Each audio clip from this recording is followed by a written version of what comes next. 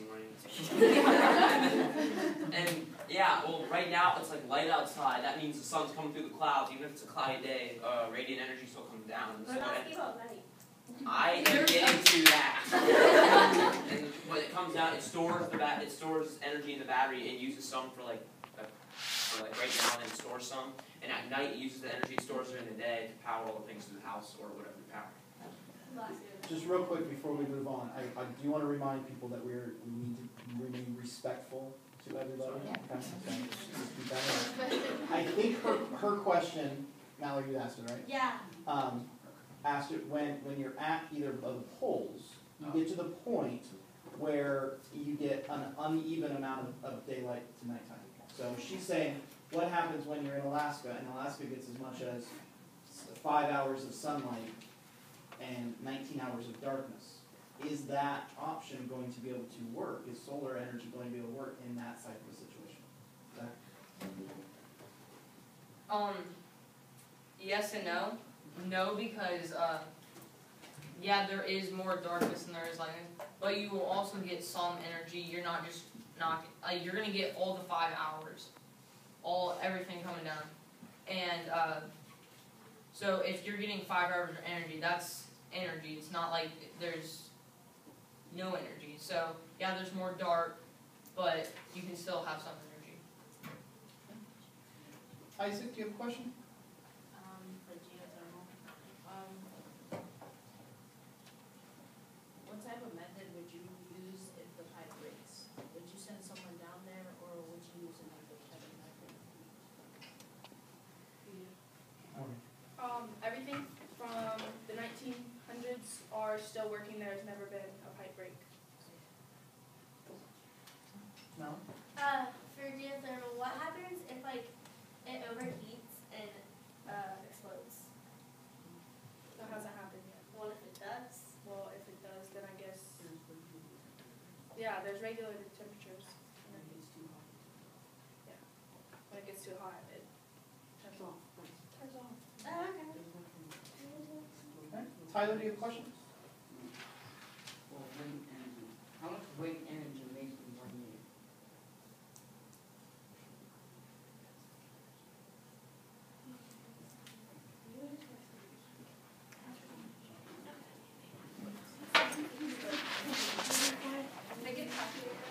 Sure. What numbers do you have it in? What terms do you have it in? Days. Okay, give it to us in days. Tyler, would that be okay in days? No. Instead of in years?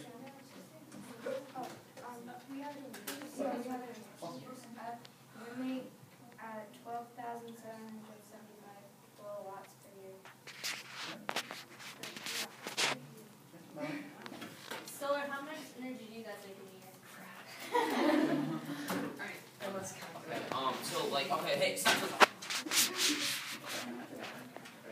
so as Mr. Ross, the Mr. Ross himself has said himself from his mouth, his words that the sun makes more energy each day than humankind is made in Yeah, but how much is it human time collect? span. How much is it collect? I think- 30%. 30%. I'm going to interject one real quick here. I think you also have to think about how much of these are actually in existence. Like, if we're talking about wind, are we talking about one wind turbine?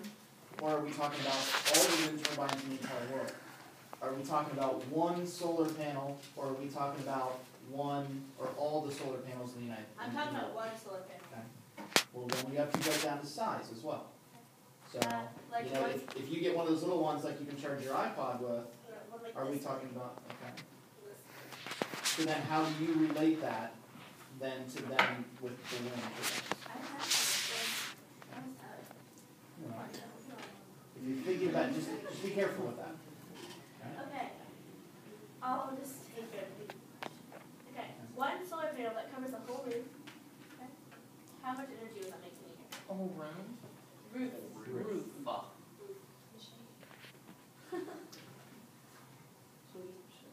you have any information on that? On how much it creates? No, we don't. Okay. Oh, okay. That's telling down. Is it Courtney? Yeah. Hey, this is for geothermal. Are there other uses for geothermal or geothermal electricity besides generating things? Excuse me? Are there other uses for geothermal energy besides generating things? It has what? It can heating cool houses, heating pumps, and heating uses in electricity. Alright, so let's go ahead and take our first straw vote of the panel. So panel, you have 4 pictures in front of you. Please hold up the picture of the type of energy that you support the most at this point in time. Geothermal. That's right, Tyler. Okay, so Mallory. I'm seeing 4 geothermals, 5 geothermals, and 3 solar. Okay, so it's still kind of close between these two. Hydroelectric power and wind power, you got a little bit of work to do, okay? So, listen please. Here's what I'm going to do. I'm going to give your group 30 seconds to brainstorm and to basically argue/rebut something that somebody else has said that you feel is wrong. Okay? So 30 seconds, give it your group, go. Can I ask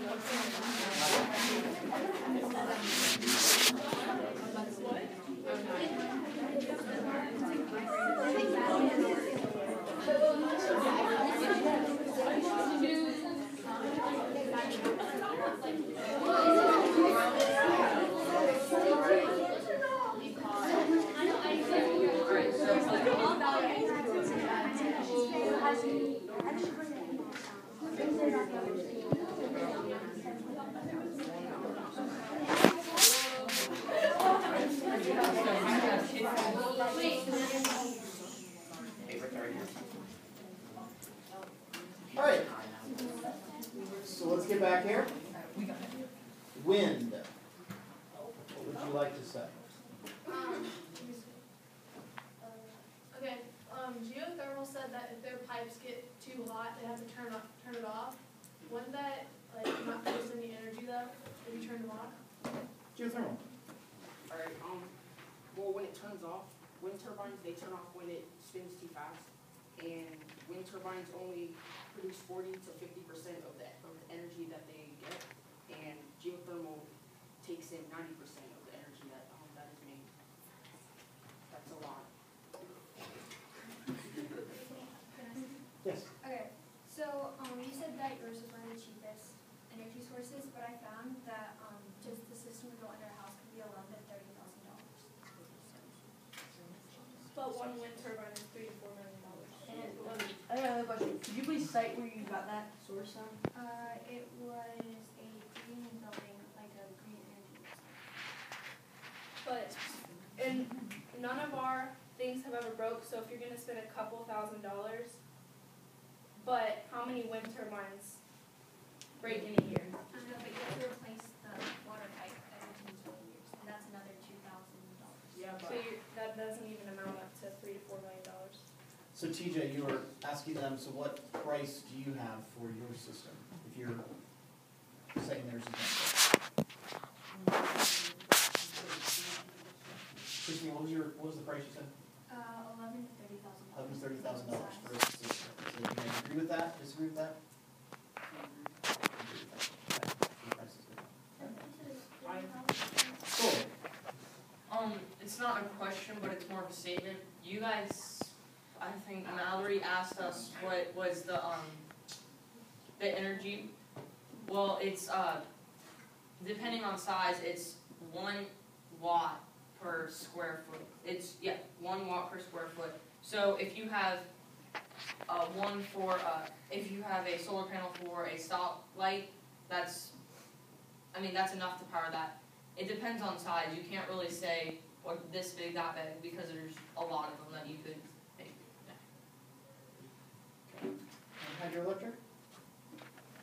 For the wind, they said people commit suicide off hydroelectric dams, but people can jump off highways, but does that mean we're gonna take out high rates? And also, if you consider hydroelectric power with the dams itself, there must be security, like high-tech security. So like, how can the people get onto them? There's this one called bypass bridges, and they're like on top of the dam so you can pass. And it said that I found it on the news website that there have been so many suicides off of your dams that they have talked of changes that over to change the bypass bridges. So that'll cost more money. Because they have to figure out how to change it. Abby? There would be more money to make a new wind turbine than there would be to replace the bypass bridges. But you said that the hydroelectric dams are pretty inexpensive, but the dams have to be operating for many decades in order to become profitable and high maintenance. Okay, let's go back to our panel. Mallory, you have another question for her? How many animals does the hydroelectric farm or kill in a year? In a year, I don't know how exactly. Okay, how has it ever killed somebody? Mainly the majority of the animals that were killed are like fishes that are going upstream. Fish.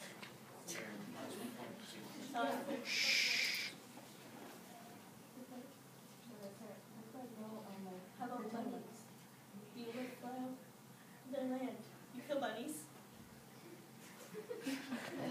Aubrey? So this is directed toward Lynn. You're saying that they could commit suicide off their dams, but as I understand, on your turbines there are little ladders to get up and down the spinning things, wheels. And one thing will be able to climb up on those and then jump off there too.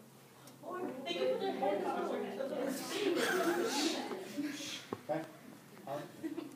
Yes, that's true, but I mean but we haven't had obviously we haven't had so many suicide attempts that we haven't had talk of changing like their People in dams. that tree.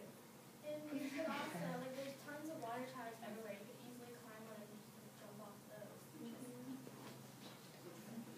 Lizzie? For hydro, why did the animals they die? Because the dams block like their route to get back to the place where their original home, like where they were born, so that's why. For wind energy, you talk about how wind's good because it can power cities, but why would a city want wind energy when it's really loud and noisy? Can you re-ask it? Sorry. You talk about how wind can power very large cities, but why would you want a wind farm by a city because it's very noisy? Yeah, like New York City, like people it's like really loud. Like people have like sleep problems because it's so loud. So I don't think a wind turbine will affect Not that. every city in New York City. Well, true. Yeah, what if they're Columbia? Wind turbines aren't as loud That's what they're really as producing. Ben? So back to what the hydroelectric people said. Well, I have.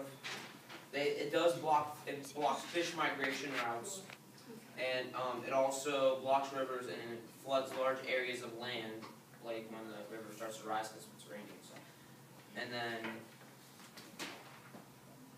it blocks off food and mating grounds for local animals as well, land animals. Okay, so hydroelectric?